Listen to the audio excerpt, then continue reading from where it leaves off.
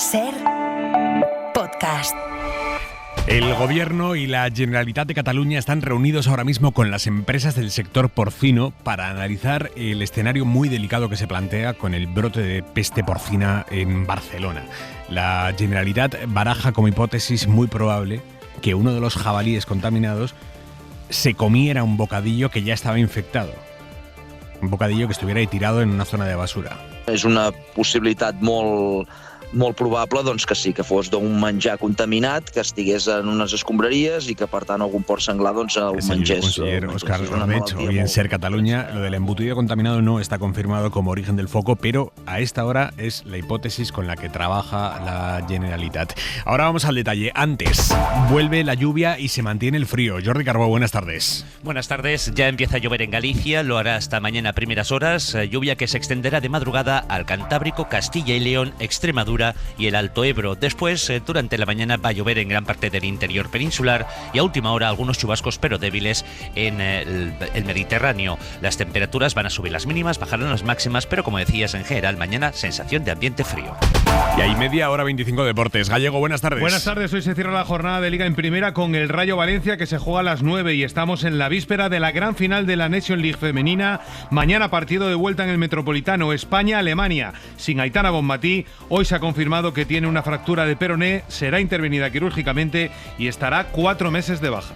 Reunión, como digo, al más alto nivel a esta hora entre el Gobierno central, el catalán y las empresas del sector porcino para analizar la crisis por el brote de peste porcina africana detectado en Cataluña, con 2 jabalíes muertos, 8 bajo sospecha y 40 más analizándose.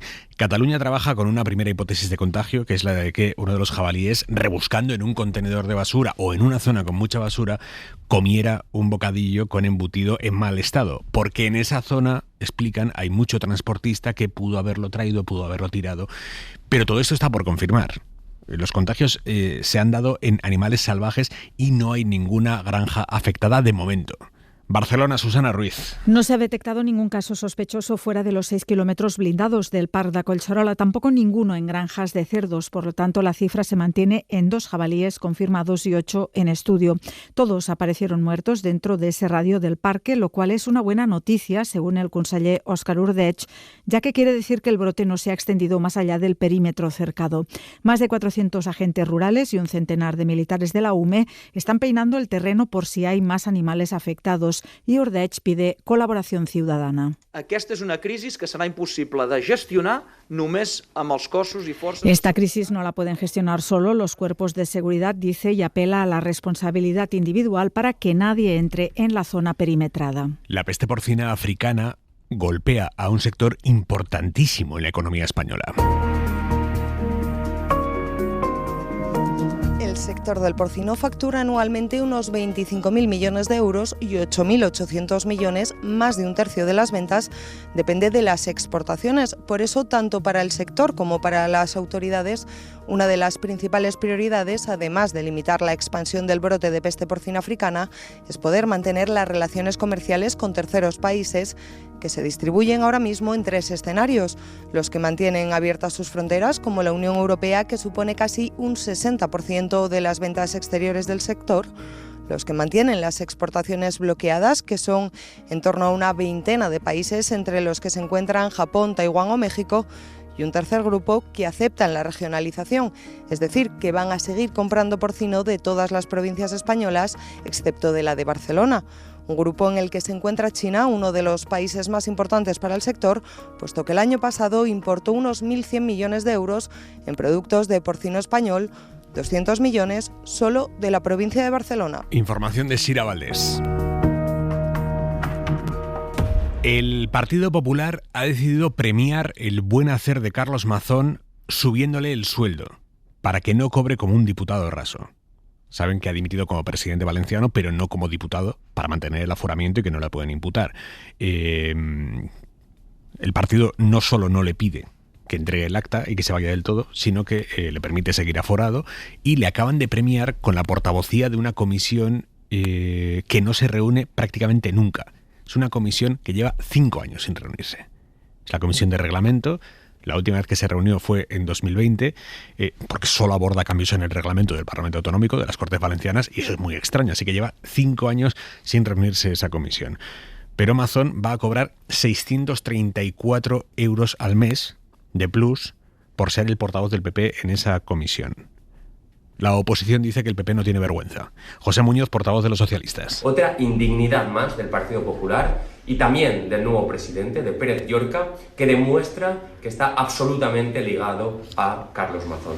Por eso, desde el Partido Socialista exigimos que si quiere pedir perdón a las víctimas, lo haga con hechos y que exija el acta de diputado a Carlos Mazón para que vaya a declarar ante la jueza de instrucción de Catarroja. Esta tarde ha comparecido en la Comisión de Investigación de la DANA en el Congreso el que fue jefe de gabinete de Mazón, su mano derecha, José Manuel Cuenca.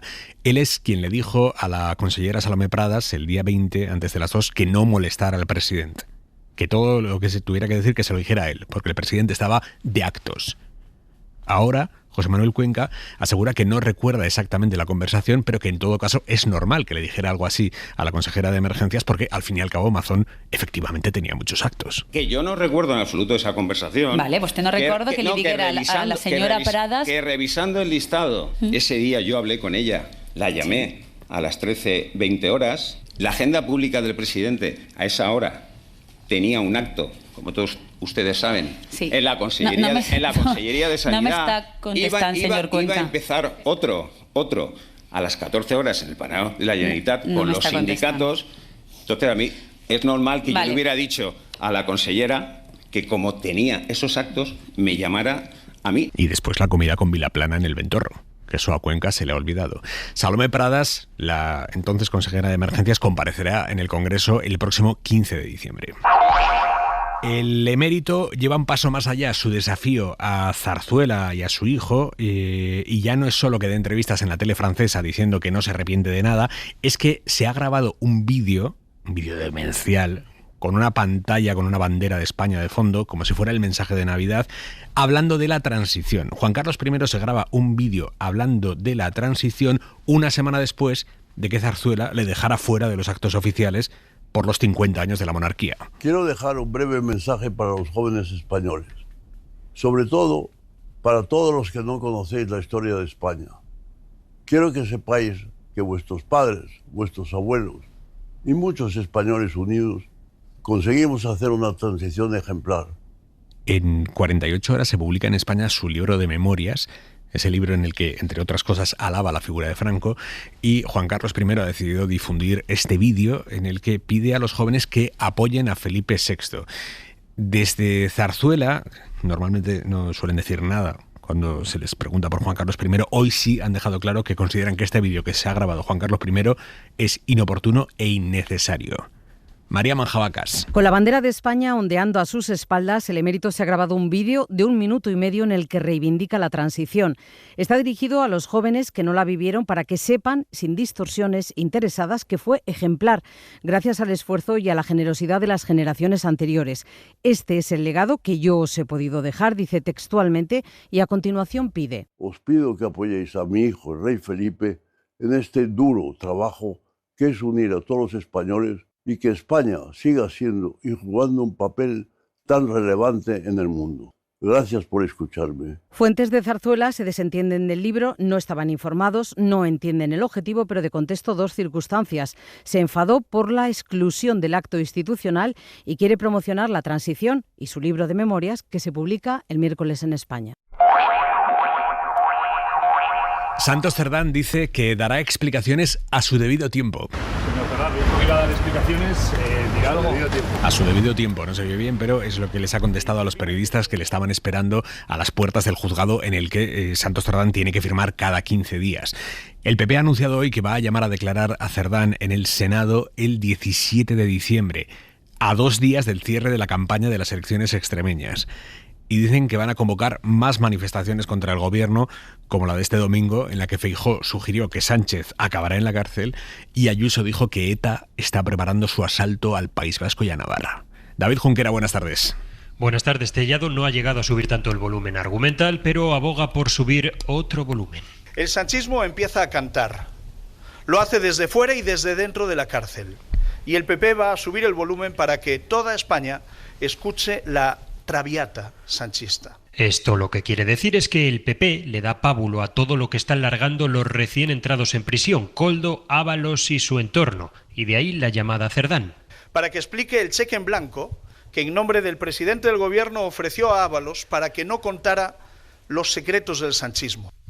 Y esa citación, aunque asumen que Cerdán difícilmente dirá nada de nada al estar en pleno proceso judicial y colocando la llamada en las postrimerías de la campaña extremeña. En el PSOE, como no podía ser de otra forma, este calendario les huele raro, circense. Montse Mínguez. Y es que el Partido Popular está utilizando el Senado para su circo.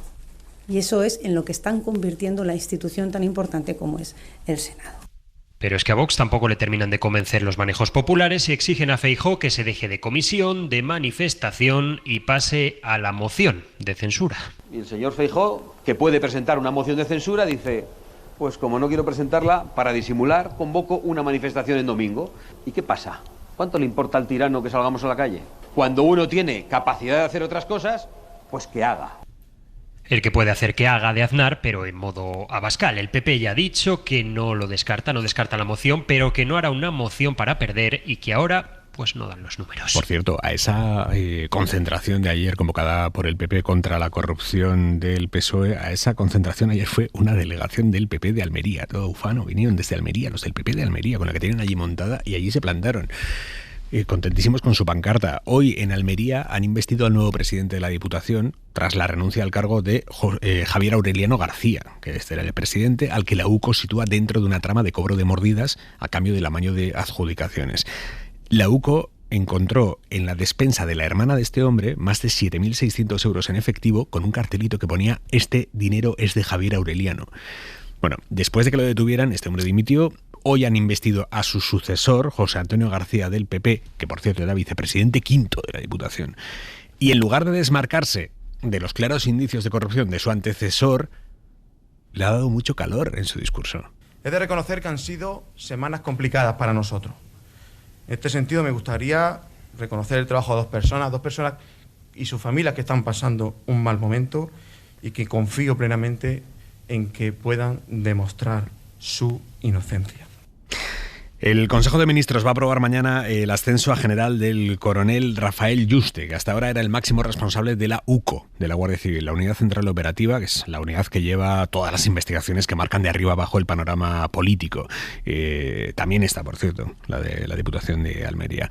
El jefe de la UCO, Rafael Yuste, hizo hace unos meses el curso para ascender a general, fue el primero de la promoción y ahora el Ministerio del Interior le da ese ascenso, con lo que el gobierno tendrá que elegir al nuevo jefe de la UCO, de la Guardia Civil. Javier Bañuelos. Le tocaba ascender por caché, por méritos y porque ha sido el número 1 de su promoción en el curso de ascenso a general.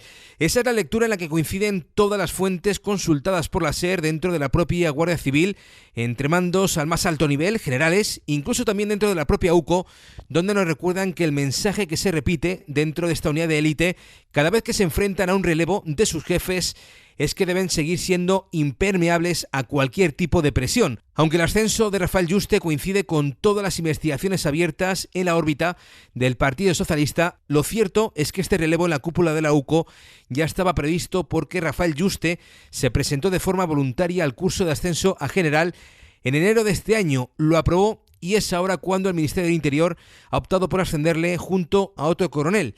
Según aclaran fuentes gubernamentales a la SER, Rafael Yuste se incorporará a la jefatura de servicios técnicos de la Guardia Civil, un puesto que precisamente ostentaba hasta ahora otro general que también había sido jefe de la UCO, el general Francisco Sánchez Gil, que ha pasado a la reserva.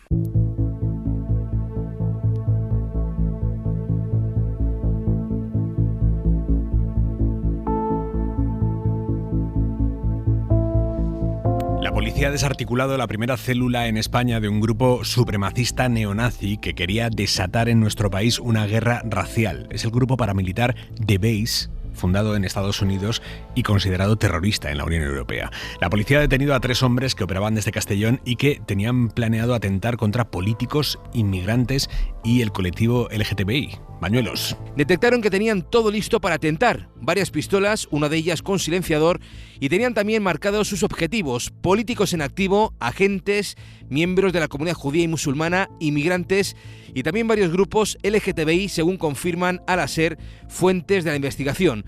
El líder de esta célula en España, arrestado en Castellón, es un viejo conocido de la policía que estuvo metido en Falange Española y Democracia Nacional, pero decidió dar el salto a este grupo terrorista de supremacistas porque esas organizaciones se le quedaban cortas. Tenía hilo directo con su fundador, el ideólogo de The Base, Rinaldo Nazaro, a quien reportaba todos sus planes. Precisamente hace solo un mes, este neonazi, refugiado en Rusia, hizo un llamamiento a todas sus células durmientes para iniciar una guerra racial ejecutando ataques selectivos. Ese mensaje precipitó la operación, según admiten fuentes de la investigación, porque había un alto riesgo de que atentasen en España, igual que han hecho ya en Alemania o en Noruega. Hora 25.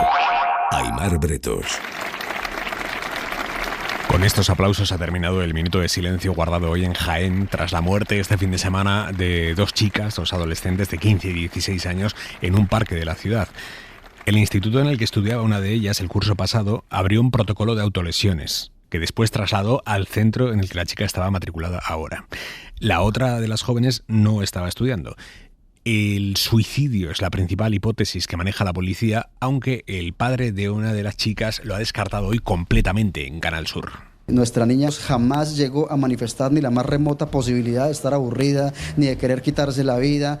Charit no lo hizo conscientemente, o fue engañada o fue manipulada, pero que jamás ella se quitaría la vida porque era una niña feliz, estaba pasando además por su mejor momento. Todos lo quieren hacer ver el suicidio perfecto cuando es el homicidio perfecto, ¿me hago entender?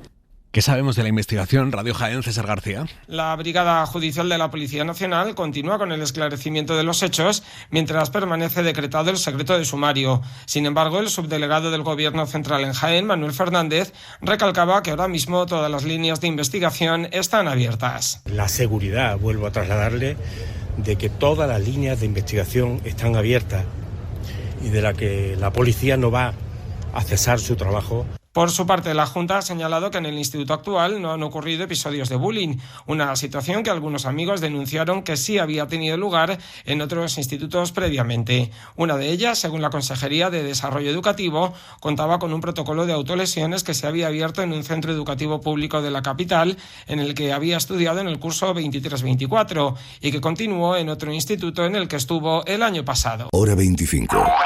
Aimar Bretos. La última víctima de la violencia machista es una mujer de Torrejón de Ardoz, en Madrid, asesinada anoche a puñaladas por su marido, que se suicidó después. Tenían dos hijas de 13 y 17 años y ella, la mujer, la víctima, figuraba ya en el sistema Biogen desde hace 3 años porque un vecino denunció que el marido la había maltratado, pero ella no declaró contra su agresor y su expediente quedó inactivo. Ahora la ha matado. 20 puñaladas, varias de ellas en el cuello. Hoy hemos avanzado aquí en la cadena SER que el Ministerio de Igualdad todavía no ha tomado ninguna medida contra las empresas responsables de los fallos en las pulseras antimaltrato, un año después de que empezaran a dar problemas. Ni les ha abierto expediente sancionador, ni les ha penalizado de ninguna manera. Esto lo ha reconocido el Ministerio. Lo que nos han dicho cuando hemos contado esta noticia es que todavía tienen tiempo para aprobar algún tipo de sanción porque la investigación sigue.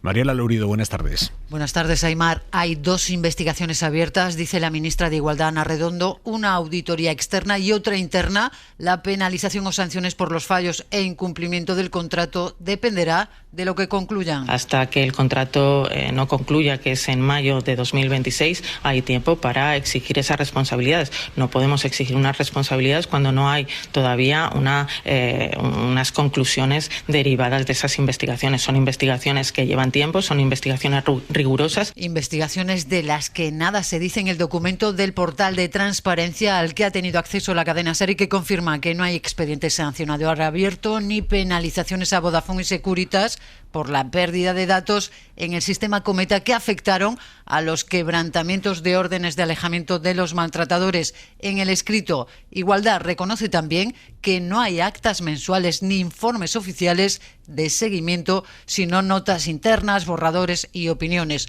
No son actas formales, añade el escrito. A esta hora, la mirada de Xavi Vidal Folk. La Generalitat Valenciana lo sabía, había sido advertida y ella misma lanzó alertas, aunque de manera inapropiada y que resultó inútil.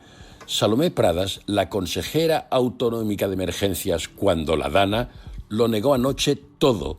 En entrevista con el periodista Gonzo de La Sexta, dijo no haber tenido información previa sobre el desastre en el Barranco del Pollo y lo atribuyó a un apagón informativo por parte de los organismos estatales.